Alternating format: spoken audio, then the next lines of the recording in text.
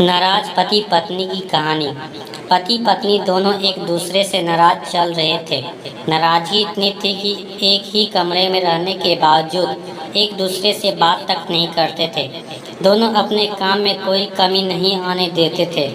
जैसे पति सुबह उठते ही पत्नी टेबल पर चाय रख देती थी और जब ऑफिस का समय होता तो बॉक्स तैयार करके देती थी। इस तरह पति ऑफिस से आते समय सब्जी, राशन आदि लेकर आ जाता था। कई दिन बीत गए। एक दिन पति को जरूरी काम से 8 बजे की बजाय 6 बजे ऑफिस पहुंचना था, लेकिन वह 7 बजे से पहले नहीं जागता था। रात को सोते समय पति ने सोचा कि सुबह 5 बजे मुझे कौन जगाएगा। पति ने के मन में एक उपाय आया और वह पत्नी के नाम से पर्ची लिखने लगा।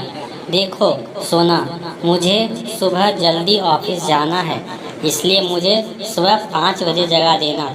पर्ची को इस तरह लिखकर पलंग पर रख दिया और बेफिक्र होकर सो गया। पत्नी ने पर्ची उठाई और कुछ सोचा और वह भी सो गई। सुबह पति की नींद खुली तो उसने उठकर घड़ी की तरफ देखा। घड़ी में 7 बज रहे थे। फिर उसकी नज़र तकिए पर गई तो वहाँ एक पर्ची रखी हुई थी। उस पर लिखा था, उठो, सुबह के 5 बज रहे हैं,